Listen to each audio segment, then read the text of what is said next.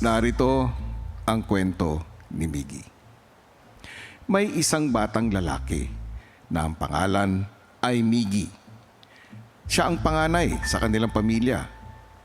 Ang paborito niyang kulay ay itim at ang comfort food niya naman ay hotdog. Isa sa mga alaala niya na hindi kailanman kumupas ay noong bata pa siya, nakaupo sa labas ng isang silid. Kinakabahan, naghihintay sa kanyang audisyon. Kasama niya ang kanyang ina, si Grace. Pagsapit ng edad na 16, hindi siya tumigil sa pangarap niya na makakuha ng mga solo projects at mas maraming oportunidad sa pag-arte. Sa pagkakataong ito, nagkatotoo ang kanyang pangarap. Sa hinaharap, may malinaw na pangarap si Miggy, maging isang direktor o producer at balang araw ay isang guidance counselor. Ang pinakamatinding personal na tagumpay niya ay ang paglalakbay mag-isa sa iba't ibang bansa.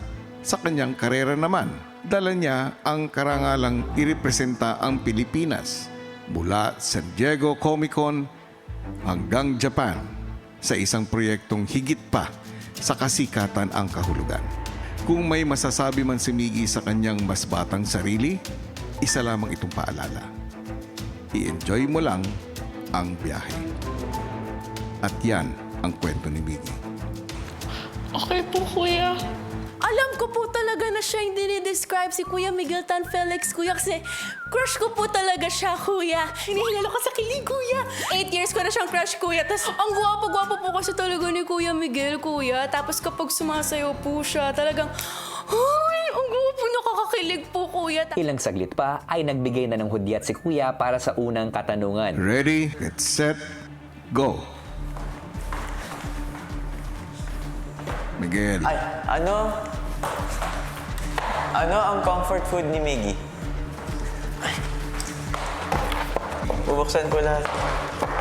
Nung una po, kuya, medyo nalito po ako sa instructions, kuya, pero nung nakuha ko na po, kuya, naalala ko naman po, kuya, na tungkol po sa storya, kuya. Nandun naman po sa questions, kuya.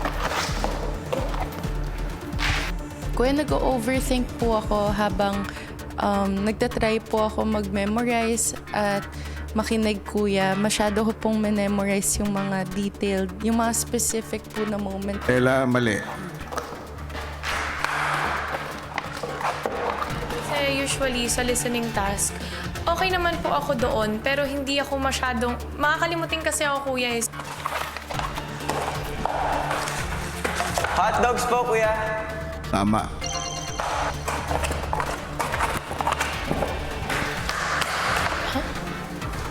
Hotdog. Tama. Hot dogs. Tama. Ano ang comfort food ni Miggy? Naging diskarte ko po sa task, kuya. Makinig po talaga, kuya, kasi po mag-memorize. Kasi pag nakinig po talaga ako, kuya, ng masinsinan, mas maalala ko po na, diba, yun yung gano'n po, kuya. Hot dogs. Tama. Pagdating sa ikalawang tanong, tila mas bumagal nga ang housemate sa napakinggang kwento. Ano ang pangarap na propesyon ni Miggy? Pangarap na propesyon ni Miggy.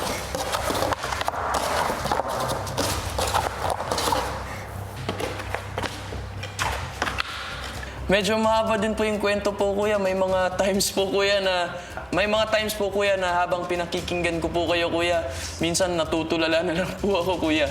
Kaya may times po talaga na iniisip ko na, hala, ano nga ulit yung sinabi ni kuya?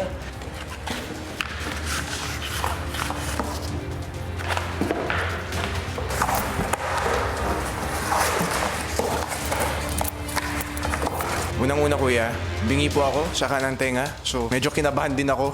Grabe yung tibok ng puso ko noon. Director!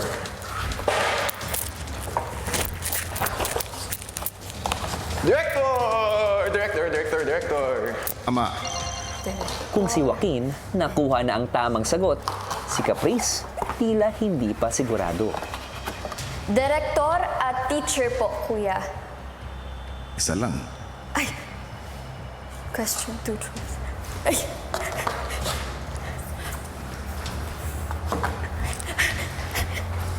Direktor po, kuya. Tama.